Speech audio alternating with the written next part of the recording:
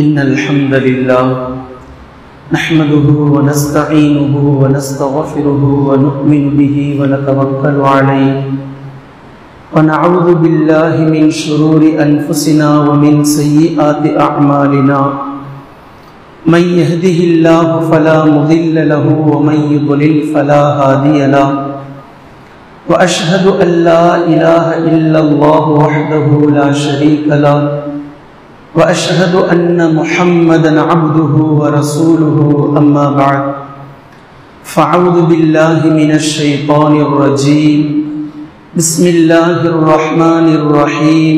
நேயத்திற்குரிய அல்லாஹ்வின் அடியார்களே, இதே போன்றுதான் உலகத்தில் பொதுவாகவே ஒட்டுமொத்த முஸ்லிம்களுக்கும் அல்லாஹ் தஆலா சந்தர்ப்பத்தை வழங்கி இருக்கின்றான். இந்த சந்தர்ப்பத்தை நீங்கள் சரியான முறையில் பயன்படுத்திக் கொள்ளுங்கள். உங்களுடைய சந்தர்ப்பத்தை நழுவ விட்டதற்கு பின்னால் நீங்கள் புலம்புவீர்கள், ஆனால் அந்த சந்தர்ப்பம் மீண்டும் கிடைக்காது. ஒரு அரபு கவிஞர் படிக்கிறார், லைக்க ஷபாப யஊது, என் வாலிபம் மீள வேண்டுமே. ஆனா மீளுமா? வாலிபம் எப்படி மீளும்? வாலிபம் மீளாது. இதை குர்ஆனில் பலதரப்பட்ட அடிப்படையில் அல்லாஹ் தஆலா வெவ்வேறு விதமாக பேசி காட்டுகின்றார். புரிந்தவர்கள் புத்திசாலிகள் புரிந்து கொள்ளுங்கள். குர்ஆன் ஹதீஸ் சந்தர்ப்பங்களை பற்றி மிக அழகாகவும் ஆழமாகவும் மிக தெளிவாகவும் பேசி காட்டுகின்றது.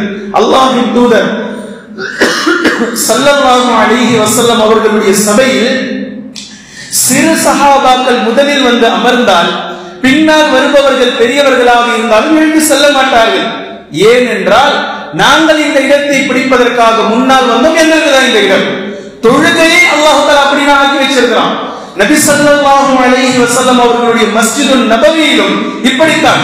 சிறு சஹாபாக்கள் முதல் சஃபிற்கு வந்து விட்டால் பின்னால் வருபவர்கள் பெரிய சஹாபாக்களாக இருந்தாலும் பின்னால் செல்ல மாட்டார்கள். இது எங்களுடைய சான்ஸ், எங்களுக்கானது, எங்களுக்கு கிடைச்ச வாய்ப்பு. நபி ஸல்லல்லாஹு அலைஹி வஸல்லம் அவர்களுடைய சபையில் ஒரு முறை வலப்பக்கம் அமர்ந்திருப்பவர்கள் எல்லாம் சிறு சஹாபாக்கள், இடப்பக்கத்தில் அமர்ந்திருப்பவர்கள் எல்லாம் மூத்த சஹாபாக்கள், அபூபக்கர் சித்திக், உமர் இப்னுல் கத்தாப், அதே போன்ற அலி இப்னு அபீ தாலிப் ரலியல்லாஹு அன்ஹும் அஜ்மஈன். இது போன்ற சஹாபாக்கள் இங்கு அமர்ந்திருக்கிறார்கள். இங்கு சிறு சஹாபாக்கள் அமர்ந்திருக்கிறார்கள். பாத்திரத்தில் பால் அன்பளிப்பாக நபி ஸல்லல்லாஹு அலைஹி வஸல்லம் அவர்களுக்கு வருகிறது. நபி ஸல்லல்லாஹு அலைஹி வஸல்லம் அவர்களுடைய சுன்னா எந்த ஒரு விஷயத்தையும் வலது பக்கத்திலிருந்து துவங்குவார்கள். ஆனா இப்படி பார்க்கிறாங்க எல்லாம் பொடி சஹாபாக்கள். இந்த பக்கம் திரும்பி பார்த்தா பெரும் சஹாபாக்கள். இந்த பக்கம் இருப்பவர்களிடத்தில் நபி ஸல்லல்லாஹு அலைஹி வஸல்லம் அவர்கள் தன்னுடைய வழிமுறைக்கு மாற்றமாக செய்து கொள்ளவா என்று அனுமதி கேட்கிறாங்க. நான் இங்க இருந்து கொடுக்குவா, பெரியவங்களாச்சு, கண்ணியம் கொடுக்குறேன் என்று கேட்கிறாங்க. சஹாபாக்கள் இங்க இருக்கிறவங்க சொன்னாங்க, நோ சான்ஸ், நீங்க கொடுக்க கூடாது. இல்லைன்னா உங்களுடைய வழிமுறை என்னவோ நீங்க துவங்குங்க. உங்களுடைய வலது பக்கத்தில் இருந்து துவங்கக்கூடியது எதுவோ அதை நீங்கள் ஆரம்பிங்கள். நீண்ட நெடிய ஹதீஸ், நான் ஷார்ட்டா சொல்றேன், இங்கிருந்து நீங்கள் துவங்குங்கள் என்று சஹாபாக்கள் சொன்னதை நாம் பார்க்கிறோம். அல்லாஹ்வின் தூதர் ஸல்லல்லாஹு அலைஹி வஸல்லம் அவர்கள் ஒரு முறை சொன்னார்கள், யதுகுலுல் ஜன்னத மின் உம்மதி பிகைரி ஹிசாபின் 70000. நாளை மறுமை நாளையில் 70000 சஹாபாக்கள் 70000 நபர்கள் கேள்வி கணக்கில்லாமல் சொர்க்கம் செல்வார்கள். இன்னொரு ஹதீஸ்ல வருகின்றது, 7 லட்சம் மக்கள், 7 லட்சம் மக்கள் சொர்க்கம் செல்வார்கள் கேள்வி கணக்கில்லாமல். கொடுப்பனைவாதிகள் யார்? எந்த கேள்வி கணக்கும் இல்லாமல் சொர்க்கம் செல்வார்கள். சொல்லிட்டு நபி ஸல்லல்லாஹு அலைஹி வஸல்லம் அவர்கள் அவர்களுடைய கேரக்டர் சொன்னாங்க, லா யஸ்தர்கூன் வலா யக்தவூன் வலா யதயரூன் வஅலா ரப்பிஹிம் யதவக்கலூன். அவர்கள் கை ஜோசியம் பார்க்க மாட்டார்கள், கை ஜோசியம் பார்க்க மாட்டார்கள். அவர்கள் மந்திரித்து பார்க்க மாட்டார்கள். அவர்கள் பறவை ஜோசியமும் பார்க்க மாட்டார்கள். வஅலா ரப்பிஹிம் யதவக்கலூன். முழுக்க முழுக்க அல்லாஹ்வின் மீது மட்டுமே தவக்குல் வைப்பார்கள். இப்படிப்பட்டவர்கள். இந்த ஹதீஸை சொல்லி முடிச்ச உடனே உகாஷா ரலியல்லாஹு அன்ஹு அவர்கள் எழுந்தார்கள், அல்லாஹ்வின் தூதரே, அந்த 70000 நபர்களில் நானும் ஒருவனாக ஆவதற்காக நீங்கள் எனக்காக துஆ கேளுங்கள் அல்லாஹ்விடத்தில். அல்லாஹும்ம ஜஅல்ஹு மின்ஹும். நபி ஸல்லல்லாஹு அலைஹி வஸல்லம் உடனே துஆ கேட்டார்கள், அல்லாஹ் உங்களையும் அவரில் ஒருவனாக ஆக்குவானாக. எல்லா சஹாபாக்களும் ஆமீன் சொன்னா முடிஞ்சு போச்சு. இதை பார்த்து கொண்டிருந்த இன்னொரு சஹாபி எழுந்தார், அல்லாஹ்வின் தூதரே, என்னையும் அந்த 70000 நபர்களில் ஒருவராக ஆக்குவதற்காக துஆ கேளுங்கள். நபி ஸல்லல்லாஹு அலைஹி வஸல்லம் அவர்கள் சொன்னார்கள், சபகத் உகாஷா, உக்காஷா முந்தி விட்டார், சான்ஸ் முடிஞ்சு போச்சு, கோட்டா கதம், உட்காரு, உங்களுக்கு கிடையாது, துவா செய்யல. நபி ஸல்லல்லாஹு அலைஹி வஸல்லம் அவர்கள் முதலில் ஆர்வப்பட்டு எழுந்தாரே, அந்த 70,000 நபர்களில் நான் ஒருவனாயினும் துவா கேட்டுட்டாங்க. அதை பார்த்து விட்டு இரண்டாவதாக ஒருவர் எழுந்தார். அந்த சஹாபிக்கு நபி ஸல்லல்லாஹு அலைஹி வஸல்லம் துவா செய்யல, உட்கார சொல்லிட்டாங்க. இல்லங்க, முடிஞ்சு போச்சு, உங்களுக்கு வாய்ப்பு இல்லை. சந்தர்ப்பம் என்பது திடீரென்று ஒரு முறை முதலாவது நபருக்கு கிடைக்கும். பின்னால் பின்னால் பின்னால் இருப்பவருக்கு நீங்கள் எல்லோரும் படித்திருப்பீர்கள். 3 நபர்கள் சேர்ந்து 1960 நிலவுக்கு சென்றார்கள். நிலவுக்கு சென்றதில் நீல் ஆம்ஸ்ட்ராங் துணை, அவர் மெயின் கிடையாது, துணையாக சென்றவர். மெயினாக சென்றவர் அங்கு சென்று அவருடைய அந்த விமானம் லேண்ட் ஆனதற்கு பிறகு இறங்குவதற்காக இறங்க சொல்லி கட்டளை பிறப்பிக்கப்படுகின்றது. இவர் கொஞ்சம் நேரம் கேட்கிறார், பயம், பதட்டம் வந்துருச்சு, நிலவில் கால் வைப்பதற்கு பதட்டம் வந்துருச்சு. ஐ நீட் சம் டைம், எனக்கு கொஞ்சம் டைம் கொடுங்க. மறுபடியும் என்றாங்க, பின்னாடி 10 9 8 7 6 அப்படின்னு சொல்லி வராங்க. மறுபடியும் ஒரு டைம் கேட்கிறார், மறுபடியும் ஒரு டைம் கேட்கிறார், 1க்கு 2 3 முறை. மெயினா போனவருக்கு பயம், நிலவில் கால் வைப்பதற்காக. சரி, நீங்க நீங்க ட்ரை பண்ணுங்க. என்னவே இல்ல, கால் வச்சார் மனுஷன், என்னவே இல்ல, வடக்குன்னு சொல்லி கால வச்சார். வரலாற்றில் இன்று வரைக்கும் முதலாக காலை பதித்தவர் அவருடைய பேர், துணையாக சென்றவர் அவருடைய பேர் பதிஞ்சு போச்சு. மெயினாக யார் சென்றாரோ அவர் யாருமே மக்கள் அடையாளம் தெரியாத அளவுக்கு போயிடுச்சு. வாய்ப்பு என்பதும் சந்தர்ப்பம் என்பதும் திடீரென்று அல்லாஹின் புறத்திலிருந்து கிடைக்கின்றது. பொதுவாகவே இந்த உலகத்தில் அல்லாஹ் எல்லா மனிதர்களுக்கும் சந்தர்ப்பங்களை வைத்திருக்கின்றார். மூசா அலைஹிஸ்ஸலாம் அவர்கள் மலைக்கு செல்லக்கூடிய நேரத்தில் பனி இஸ்ரவேல் மக்களை அழைத்து செல்ல வேண்டும் என்ற கட்டளை, சூரா தாஹாவை நீங்கள் படித்தால் உங்களுக்கு இது நீண்ட நெடிய வரலாறு புரியும். அழைச்சிட்டு போகக்கூடிய நேரத்தில் கிட்டத்தட்ட ஒரு 70 நபர்கள் இருந்தார்கள். பனி இஸ்ரவேல் மக்கள் எப்போதுமே மூசா அலைஹிஸ்ஸலாம் அவர்களிடத்தில் தொல்லை கொடுத்தவர்கள், எடக்கு மடக்கா குண்டக்க மண்டக்கா பேசியவர்கள். அதே போன்று அவர்கள் மூசா அலைஹிஸ்ஸலாம் அவர்களிடத்தில் சோம்பேறித்தனமாக நடந்து கொண்டவர்கள். இது மூசா அலைஹிஸ்ஸலாமுக்கு செட் ஆகாத விஷயம். இப்ப மூசா அலைஹிஸ்ஸலாம் அவர்கள் வேகமா தனியா நடந்து போயிட்டாங்க. இப்ப அல்லாஹ் கேட்கிறான், மூசாவே உங்களை எல்லாரையும் அழைச்சிட்டு தானே நான் வர சொன்னேன். மூசா அலைஹிஸ்ஸலாம் சொன்னாங்க, யா அல்லாஹ், எதையாவது ஒன்றை செஞ்சு உன்னுடைய பொருத்தத்தை பெற வேண்டும் என்று நான் நாடினேன். வேகம் வரமாட்டேன்றாங்க, நான் வந்துட்டேன், அவ்வளவுதான், முடிஞ்சு போச்சு.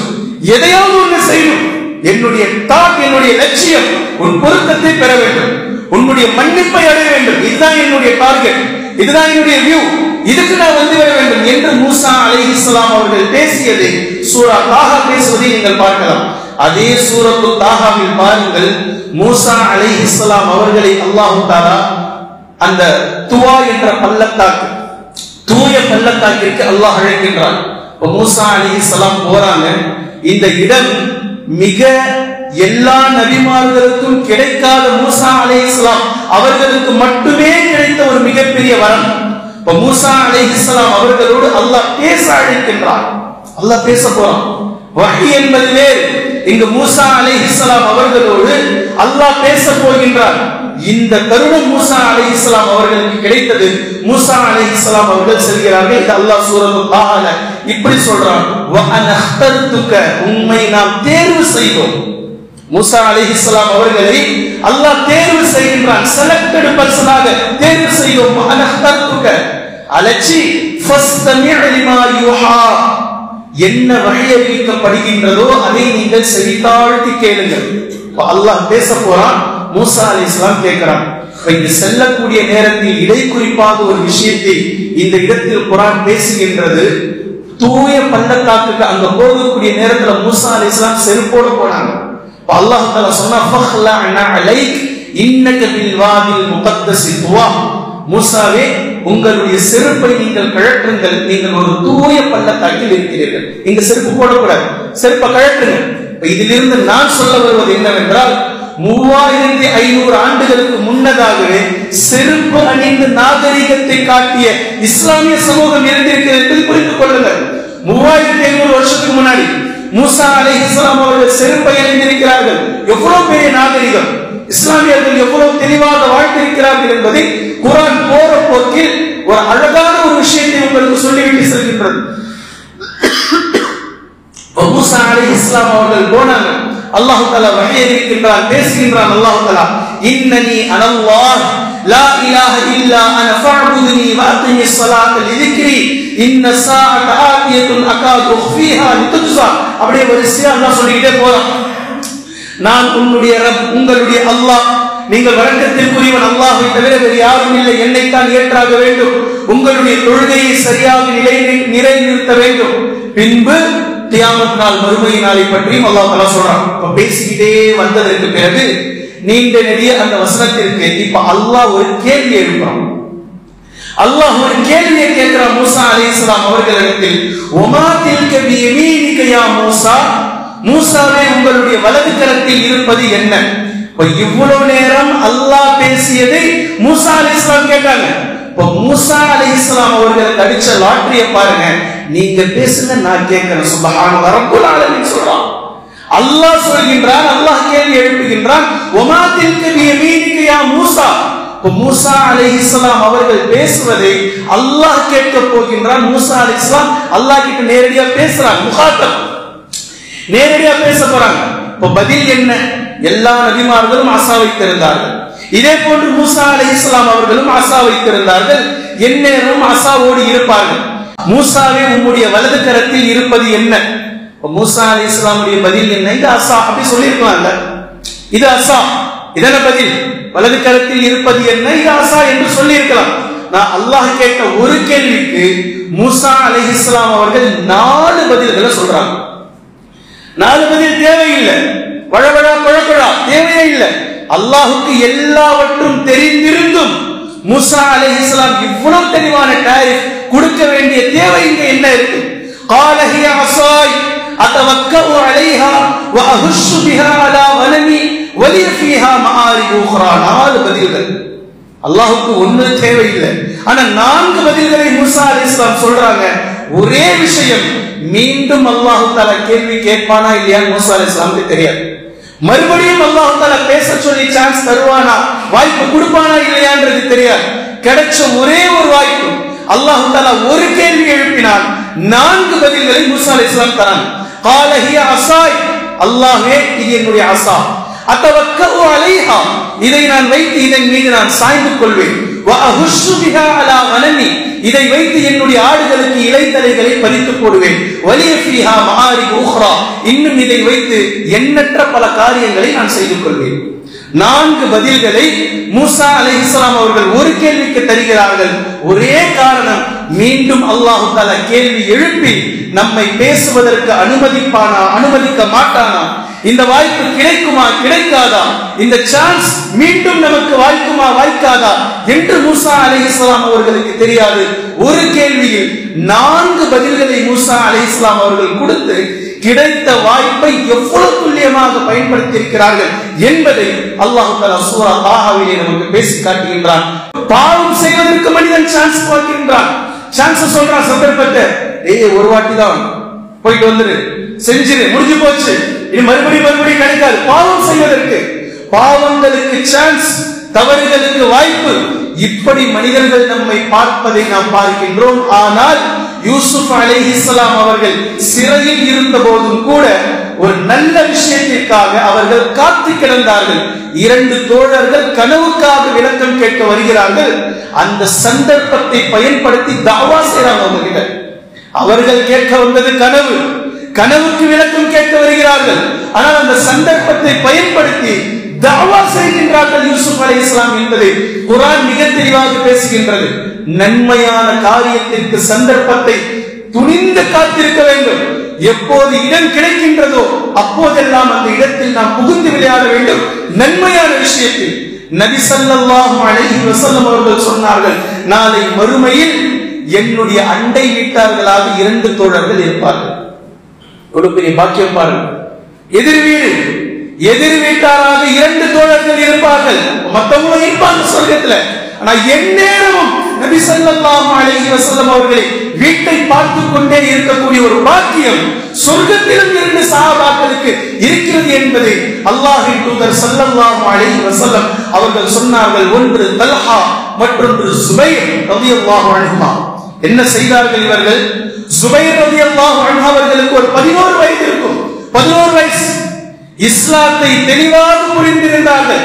அபூ ஜஹலும் உமையாவும் நபி ஸல்லல்லாஹு அலைஹி வஸல்லம் அவர்கள் திட்டிய நேரம் நபி அவர்களை இப்ப திட்டிய இந்த விஷயம் பெரியவர்கள் திட்டிவிட்டார்கள் என்று இவர்களுக்கு காதில் வந்து விழுகின்றது.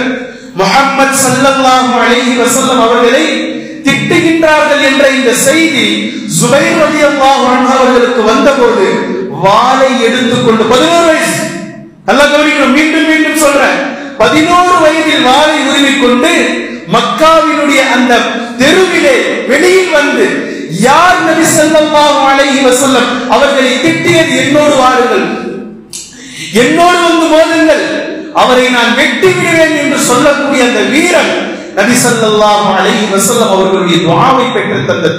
பின்பு உஹது போர், இரண்டாவது சஹாபியை பாருங்க, உஹது போர் மிக கடினமான போரில் மிக கடினமான தினம் நபி ஸல்லல்லாஹு அலைஹி வஸல்லம் அவர்களை எதிரிகள் வீழ்த்திய நேரம் காலித் பின் வலீத் ரலியல்லாஹு அன்ஹு சாதாரணமான நபர் அல்ல. அன்று அவர் இஸ்லாத்திற்கு எதிரான கணியில் இருந்தார், முஸ்லிம்களை கதிகலங்க செய்தார், முஸ்லிம்களை கலங்கடித்து விட்டார். அந்த நேரத்தில் காலித் பின் வலீத் ரலியல்லாஹு அன்ஹு அவர்களுடைய அவரும் அவருடைய படையும் நபி ஸல்லல்லாஹு அலைஹி வஸல்லம் அவர்களை அரணாக சூழ்ந்திருந்த சஹாபாக்களை தெரித்து ஓடவிட்டு விட்டார். நபி ஸல்லல்லாஹு அலைஹி வஸல்லம் அவர்கள் தன்னந்தனியாக நிற்கிறார்கள், பாதுகாப்பாக யாருமே இல்லை. இந்த நேரத்தில் நபி ஸல்லல்லாஹு அலைஹி வஸல்லம் அவர்கள் துஆ கேட்கிறார்கள், அல்லாஹ்வின் தூதரை பாதுகாப்பவர்களை அல்லாஹ் சொர்க்கத்தில் தருகின்றான். தல்ஹா ரலியல்லாஹு அன்ஹு நபி ஸல்லல்லாஹு அலைஹி வஸல்லம் அவர்களுக்கு கேடயமாக மாறினார்கள். நபி ஸல்லல்லாஹு அலைஹி வஸல்லம் அவர்களை தாக்க வந்த ஒட்டுமொத்த ஈட்டிகளும் தல்ஹா ரலியல்லாஹு அன்ஹு அவர்களுடைய கழுத்தை கீறியது, கையை உடைத்தது, ஒரு கை சல்லடையாக ஆகிவிட்டது. வாழ்நாள் முழுக்க வாழ்ந்த நாள் முழுக்க இந்த கை கையாகவே இல்லை.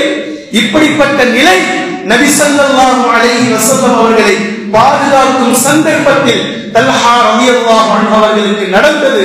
நபி ஸல்லல்லாஹு அலைஹி வஸல்லம் அவர்கள் துஆ செய்தார்கள், நாளை மறுமையில் இந்த இரண்டு நபி தோழர்களும் இன்ஷா அல்லாஹ் நபி ஸல்லல்லாஹு அலைஹி வஸல்லம் அவர்களை பார்த்துக் கொண்டே இருக்கக்கூடிய வாய்ப்பை பெற்றவர்களாக நபி அவர்களுடைய வீட்டின் எதிரில் இருப்பார்கள். இவர்கள் நபி ஸல்லல்லாஹு அலைஹி வஸல்லம் அவர்களை இன்னொரு பெண் தோழியும் பாதுகாத்தார்கள். இதே உஹது போரில் வீரமங்கை உம்மு அம்மாரா ரலியல்லாஹு அன்ஹா அவர்கள் உஹது போரில் அவர்களுடைய வீரத்தை பார்த்து பயந்து விட்டார்கள் எல்லோரும்.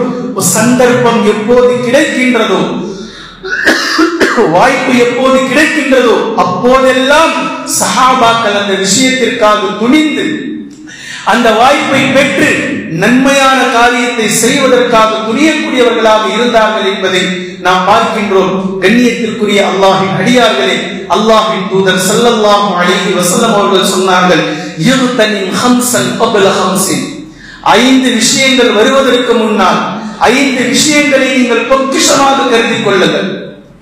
உங்களுடைய வாழ்வில் 5 விஷயங்கள் வர இருக்கின்றது.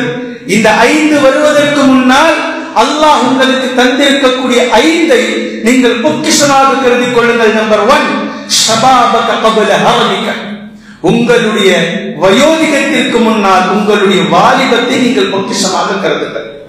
இந்த சபையில பாருங்க, விசுவாசம் எவ்வளவு தெளிவா பேசுறாங்க பாருங்க. வாழ்நாள் ஒட்டு மொத்தமும் இருக்க குறிப்பிட்டு அந்த சென்டர் பாயிண்டை எடுத்து பேசுறாங்க. வாலிபம், வாலிபத்தில் இருப்பவர்கள் இருக்கிறார்கள், வாலிபத்தை அடைய இருப்பவர்கள் இருக்கிறார்கள், வாலிபத்தை கடந்தவர்களும் இருக்கிறார்கள்.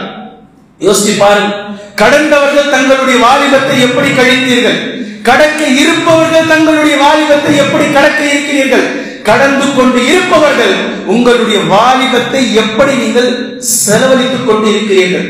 நபி ஸல்லல்லாஹு அலைஹி வஸல்லம் அவர்கள் மிக அழகாக அதைத்தான் ஷபாபக கப்ல ஹரமிக, உங்களுடைய வயோதிகர் வருவதற்கு முன்னால் உங்களுடைய வாலிபத்தை பொக்கிஷமாக கருதுங்கள். ஆனா இங்க இஸ்லாம் சொல்கின்றது, உங்களுக்கு எப்போ அல்லாஹ் தாடிய வளர வைக்கணும் அப்போ இருக்குங்க. அல்லாஹ் ஒரு டைம் வச்சிருக்கிறாங்க, 14 வயசு 15 வயசு 16 வயசு அரும்பாக முளைக்குது, விட்டுங்க. அல்லாஹ்வுடைய இஷ்டப்படி உங்களுடைய வாழ்வை அமைத்துக் கொள்ளுங்கள். நீங்க உங்களுடைய இஷ்டப்படி 50 வயசுக்கு அப்புறம் 60 வயசுக்கு அப்புறம் அதற்கு நன்மை இல்லைன்னு சொல்லல. ஆனா அல்லாஹ்வுடைய நாட்டப்படி அல்லாஹ் எப்படி நாடி இருக்கின்றானோ அந்த அடிப்படையில் அமைத்துக் கொள்ளுங்கள். பலதரப்பட்ட சந்தர்ப்பங்கள் வாலிபத்தில் எப்படி பேசுறாங்க? ஓட்டுற பாம்பை மெரிக்கிற வயசு, கல்ல சாப்பிட்டாலும் செரிக்கிற வயசு, ரத்தம் சுண்டுவதற்குள்ளாக 4 காசை பார்த்திடணும். இதை தீனிலும் கொஞ்சம் மாற்றுங்கள், இஸ்லாத்தின் பக்கமும் அதை கொஞ்சம் திருப்புங்கள், இஸ்லாத்தின் பக்கமும் அதை கொண்டு வாருங்கள்.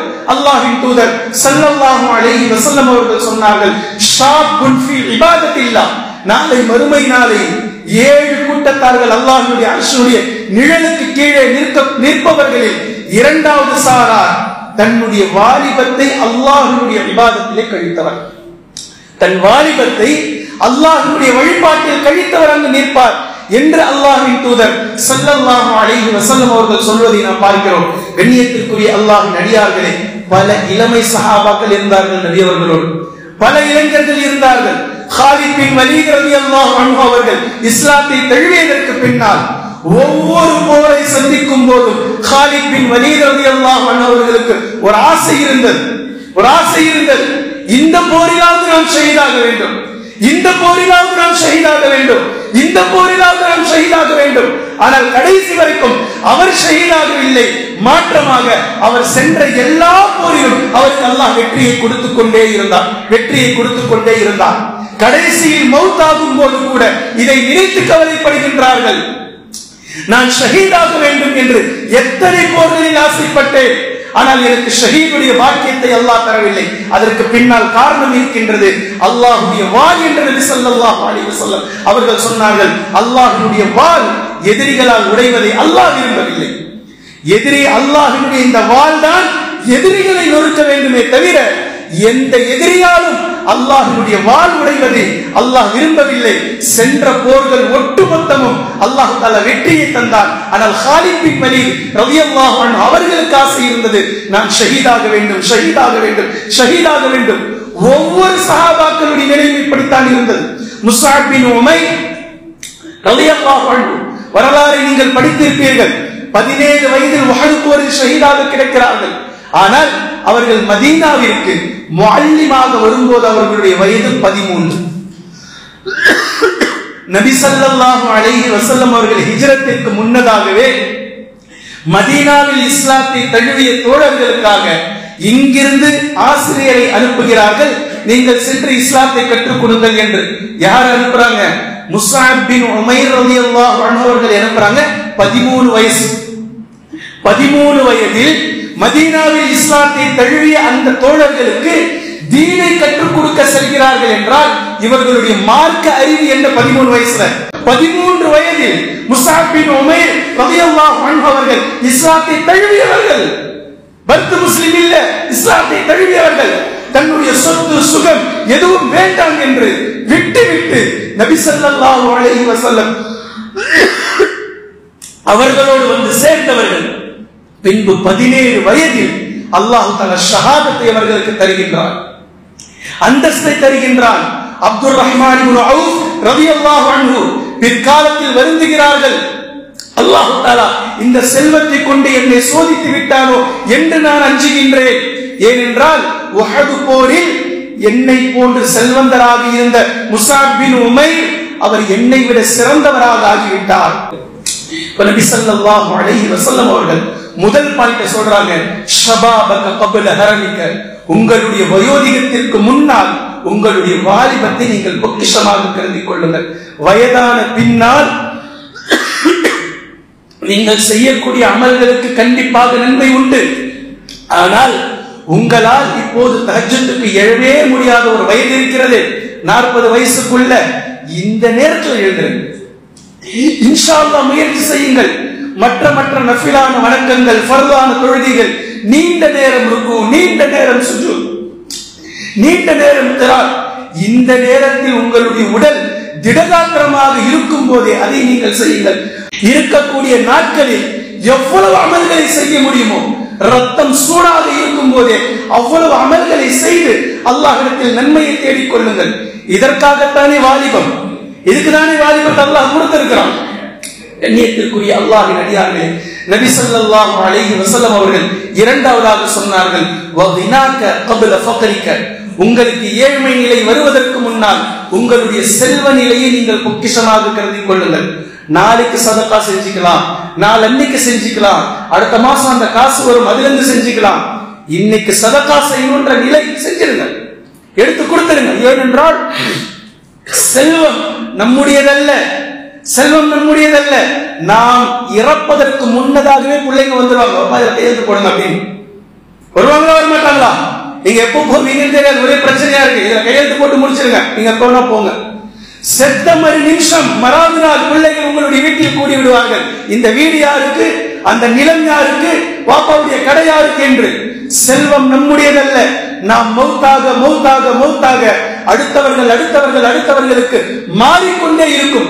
அல்லாஹ் உங்களுடைய பொறுப்பில் தந்திருக்கக்கூடிய செல்வத்தை உங்களுடைய கண்ட்ரோலில் இருக்கும் போதே நீங்கள் தாராளமாக அல்லாஹ்வுடைய பாதையில் செலவு செய்து கொண்டே இருங்கள். என்று அல்லாஹ்வின் தூதர் ஸல்லல்லாஹு அலைஹி வஸல்லம் அவர்கள் இரண்டாவதாக சொன்னார்கள். மூன்றாவதாக அல்லாஹ்வின் தூதர் ஸல்லல்லாஹு அலைஹி வஸல்லம் அவர்கள் சொன்னார்கள், வஸிஹ்ஹதிக قبل சுகுமிக, உங்களுக்கு நோய் ஏற்படுவதற்கு முன்னால் உங்களுடைய ஆரோக்கியத்தை நீங்கள் பொக்கிஷமாக கருதி கொள்ளுங்கள். நிறைய மக்களுக்கு பலதரப்பட்ட நோய்கள் வருது. 50 வயசு 60 வயசுல நோய் வந்ததற்கு பின்னாடி இதுதான் சாப்பிடணும், இது சாப்பிடக்கூடாது, இப்படிதான் இருக்கணும், இப்படி இருக்கக்கூடாது, சுகர் மாத்திரை போடல அப்படின்னா கை கால் நடுங்க ஆரம்பிச்சிடும், 8:30 மணிக்கு சாப்பிடணும், 2 இட்லி தான் 3 இட்லி தான், அல்வா பக்கமே போகக்கூடாது, சக்கரை, எத்தனை எத்தனை கண்டிஷன்கள். ஆனால் இத்தனை கண்டிஷன்களையும் ஒரு பேஷண்ட் அழகாக இருக்கிறார். உலகத்தினுடைய ஒரு மருத்துவர் நீங்கள் எத்தனை நாட்கள் வாழ்வீர்கள் என்று அவருக்கே தெரியாது. ஆனால் இனி உங்களுடைய உடல் இருக்கும் வரைக்கும் சரியாக இருக்கும் வேண்டுமானால் அவர் போட்ட கண்டிஷனை இந்த பேஷண்ட் அவ்வளவு அழகாக மதிக்கிறார். ஆனால் என்றாவது ஒரு நாள் குர்ஆனில் இருக்கக்கூடிய இத்தனை கண்டிஷன்களை, உபதேசங்களை, நன்மாராயங்களை, எச்சரிக்கைகளை அதில் ஒன்றை என் ரப் எனக்கு இப்படி சொல்லி இருக்கின்றான், இதனால் நான் இப்படித்தான் என் வாழ்க்கையை அமைத்துக் கொள்வேன் என்று எந்த ஒரு முஃமின் எத்தனை கண்டிஷன்களை பின்பற்றினார் சொல்லுங்கள் பார்ப்போம். எத்தனை கண்டிஷனை எடுத்துக்கிட்டார்? அல்லாஹ்வின் தூதர் ஸல்லல்லாஹு அலைஹி வஸல்லம் அவர்கள் இப்படி சொல்லி இருக்கிறார், அல்லாஹ் இந்த விஷயத்தில் இப்படி சொல்லி இருக்கின்றான், இதைத்தான் நான் எடுப்பேன், இதை எடுக்க மாட்டேன், இதை நான் கடைபிடிக்கின்றேன், என் வாழ்நாளில் இருந்த பாவத்தை விட்டு 15 வருஷம் ஆயிடுச்சு, 5 வருஷம் ஆயிடுச்சு, இனி இப்படித்தான். ஆனா நபி ஸல்லல்லாஹு அலைஹி வஸல்லம் அவர்கள் அதனால தான் சொல்றாங்க, உங்களுடைய ஆரோக்கியத்தை இந்த தீனுக்காக, இஸ்லாத்துக்காக, இஸ்லாத்தினுடைய இந்த விஷயங்களுக்காக, அறநெறிகளுக்காக நீங்கள் செலவு செய்து கொள்ளுங்கள். எத்தனை எத்தனை நோய்களை நாம் பார்க்கிறோம். இதை நபி ஸல்லல்லாஹு அலைஹி வஸல்லம் மிக தெளிவாக சொல்கின்றார்கள். உங்களுக்கு நோய் வருவதற்கு முன்னால் உங்களுடைய ஆரோக்கியத்தை பொக்கிஷமாக கருதி கொள்ளுங்கள். நம்பர் 4, நபி ஸல்லல்லாஹு அலைஹி வஸல்லம் அவர்கள் சொன்னார்கள், வஃபராஹிக قبل ஷுக்லிக, உங்களுடைய ஓய்வு நேரங்களை பொக்கிஷமாக கருதுங்கள் உங்களுடைய பிஸியான ஷெட்யூல் வருவதற்கு முன்னால். எத்தனை நேரங்களில் மனிதன் பேசுகின்றான், டைம் இல்லைங்க, அதுல இருக்கிறங்க, இதுல இருக்கிறங்க, இப்ப முடியாது, நாளைக்கு பார்த்துக்கலாம், இல்ல இல்ல இந்த வக்து முடியாது, இல்ல அப்படி முடியாது, இப்படி முடியாது என்று தங்களுடைய வேலை பளுவை காட்டி எத்தனை எத்தனை தொழுகைகளை வீணடிக்கின்றோம் என்பதை பாருங்கள். தொழக்கூடிய ஒரு நபர் கூட அவர் வீட்டுல கல்யாணம் அப்படின்னா அன்னைக்கு ஃபுல்லா அவரை பார்க்கவே முடியாது. தொழக்கூடிய ஒரு மனிதர் அன்னைக்கு அவர் வீட்டுல மவுத் அப்படின்னா அவரை பார்க்கவே முடியாது. சில வேளைகளில் வீட்டில் வரக்கூடிய வேலைகளை பார்க்கக்கூடிய நேரத்தில் அவர் தொழுகி விட்டுறார், பிஸி ஆயிடுறாங்க, பிஸி ஷெட்யூல். நபி ஸல்லல்லாஹு அலைஹி வஸல்லம் அவர்கள் அதான் சொல்றாங்க, உங்களுடைய ஓய்வு நேரம் அல்லாஹ் உங்களுக்கு கொடுத்திருக்கக்கூடிய பொக்கிஷம், இதை பொக்கிஷமாக கருதுங்கள், நன்மையான காரியங்களில் அதற்கு நீங்கள் ஈடுபடுங்கள். நபி ஸல்லல்லாஹு அலைஹி வஸல்லம் அவர்கள் ஐந்தாவதாக சொன்னார்கள், ஒட்டுமொத்த விஷயத்தையும் சேர்த்து சொன்னார்கள், வஹயாதிக قبل மௌதிக, உங்களுடைய மௌத்துக்கு முன்னால் உங்களுடைய ஹயாத்தை, உங்களுடைய வாழ்நாளை நீங்கள் பொக்கிஷமாக கருதி கொள்ளுங்கள். உங்களுடைய சக்கராத்துடைய நேரத்தில் உங்களுக்கு எல்லாமே புரிய ஆரம்பிக்கும் போது, ஒட்டுமொத்தமும் உங்களுக்கு தெளிவாகும் போது நீங்கள் புலம்புவீர்கள், புலம்பலுக்கு எந்த மதிப்பும் இருக்காது. நீங்கள் வருந்துவீர்கள், வருத்தத்திற்கு எந்த மதிப்பும் இருக்காது. கூடுதலாக வருத்தப்படுவீங்க, நான் இவ்வளோ புலம்புறேன், நான் இவ்வளோ இறங்கி பேசுறேன், என்னுடைய பேச்சை கேட்க யாருமே இல்லையே, யாரும் இல்லையே என்று வருந்துவீர்கள், வருந்துவீர்கள், வருத்தத்திற்கு வருந்திக் கொண்டே இருப்பீர்கள். எந்த பயனும் இல்லை. அல்லாஹ் சூரத்துல் ஃபஜ்ர்ல பேசுறான், வஜீஅ யௌமஇதின் பிஜஹன்னம யௌமஇத், அன்றைய தினம் நரகத்தை உங்களுக்கு முன்னால் கொண்டு வரப்படும். நரகத்தை அல்லாஹ் கொண்டு வந்து வைப்பான். யததக்கருல் இன்சான், மனிதனுக்கு அப்போது புரிய வந்தது. இதுதான் அந்த நாள். அந்த பயான்ல சொன்னாங்களே, நபி ஸல்லல்லாஹு அலைஹி வஸல்லம் ஹதீஸ்ல படிச்சோமே, குர்ஆன்ல ஓதுனோமே, இதுதான் அந்த தினம். யததக்கருல் இன்சான். அல்லாஹ் கேள்வி கேட்கிறான், எல்லாம் உனக்கு ஞாபகம் வருது. வ அன்னா லஹு ذிக்ரா, என்ன பிரயோஜனம்? No use, no use. 60 வருடம் உனக்கு கொடுத்தேன், 70 வருடம் உனக்கு கொடுத்தேன். அதில் பல சந்தர்ப்பங்களை நன்மையான விஷயத்தை தவிர எந்த பாவமுமே செய்ய முடியாத பல சந்தர்ப்பங்களை உனக்கு அமைத்து கொடுத்தேன். பல நாட்களை உனக்கு அவ்வளவு அழகாக நான் ஆக்கி கொடுத்தேன். எல்லாவற்றையும் வீணடித்து விட்டு இப்போது நரகத்தை பார்த்த பின்னால் யததக்கருல் இன்சான், மனிதன் யோசிக்கக்கூடிய யோசனை, மனிதன் புலம்பக்கூடிய புலம்பல் எந்த பயனும் அவனுக்கு தராது. அல்லாஹ்வின் தூதர் ஸல்லல்லாஹு அலைஹி வஸல்லம் அவர்கள் சொன்னார்கள், 2 சந்தர்ப்பங்கள் இருக்கின்றன. இந்த 2 சந்தர்ப்பத்திற்கு முன்னால் உங்களை நீங்கள் மாற்றிக் கொள்ளுங்கள், உங்களை நீங்கள் திருத்திக் கொள்ளுங்கள். இந்த 2 விஷயங்களும் வந்துவிட்டால் தௌபாவின் வாசல் அடைக்கப்படும் என்று சொன்னார்கள். தௌபாவின் வாசல், உங்களுடைய சக்ராத்துடைய நேரம் உங்களுக்கு வந்துவிட்டால், உங்களுடைய உயிர் ரூஹ் உங்களுடைய தொண்டை குழியை அடைத்து விட்டால், இப்ப நீங்க மௌத்தா போறீங்க, இந்த நேரத்தில் நீங்கள் அல்லாஹ்விடத்தில் தௌபாவை மேற்கொள்வீர்கள், அல்லாஹ்விடத்தில் நீங்கள் மன்றாடுவீர்கள், அல்லாஹ்விடத்தில் நீங்கள் செவிசாய்ப்பீர்கள், சுஜூதில் விழுந்து விட மாட்டோமா என்று ஏங்குவீர்கள். தௌபாவின் வாசல் க்ளோஸ். எப்படி உகாஷா ரலியல்லாஹு அன்ஹு அவர்களுக்கு பின்னால் அடுத்தவர்களுக்கு துஆ அடைக்கப்பட்டதோ, இதே போன்று தௌபாவினுடைய வாசல் அடைக்கப்பட்டுவிடும். பின்பு நபி ஸல்லல்லாஹு அலைஹி வஸல்லம் அவர்கள் இரண்டாவதாக சொன்னார்கள், சூரியன் மாற்று திசையில் உதிக்கப்பட்டால் உங்களுடைய தௌபாவினுடைய வாசல் க்ளோஸ். எந்த நன்மையான காரியமும் அதுக்கு பின்னாடி அங்கீகரிக்கப்படாது, க்ளோஸ் ஆயிடும். கண்ணியத்திற்குரிய அல்லாஹ்வின் அடியார்களே, எனவே அல்லாஹ் தஆலா நமக்கான இந்த வாழ்நாளை, இந்த வாழ்வியலை மிகப்பெரிய ஒரு அருளாக, ஒரு சந்தர்ப்பமாக மிக தெளிவாக நமக்கு புரிகின்றது. இதை தந்திருக்கின்றான், இதை பயன்படுத்திக் கொள்ளுங்கள். ஷாபானுடைய மாதத்தில் நாம் இருக்கின்றோம். இன்னும் சில நாட்களில் ரமலானை அடைய இருக்கின்றோம். இந்த ரமலான் அல்லாஹ்வுடைய மன்னிப்பை பெற்று தரக்கூடிய மாதம். இந்த ரமலான் லைலத்துல் கத்ர் 1000 மாதங்களை நம் இடத்தில் கொண்டு வரக்கூடிய மாதம். நாம் பிறரை மன்னிப்போம், பிறரிடத்தில் மன்னிப்பையும் பெற்றுக்கொள்வோம், அல்லாஹ்விடத்தில் மன்னிப்பை பெறுவோம். எனவே இந்த மாதத்தை மிக அழகாக கழித்து இருக்கக்கூடிய வாழ்நாளில் அல்லாஹ் கொடுத்திருக்கக்கூடிய சந்தர்ப்பத்தை மிக தெளிவாக நாம் கழித்து அல்லாஹ்விடத்தில் நன்மதிப்பு பெறக்கூடிய நல்லடியார்களாக அல்லாஹ் நம்மை ஆக்குவானாக. வ ஆகிரு தஅவானா அல்ஹம்துலில்லாஹி ரப்பில் ஆலமீன்.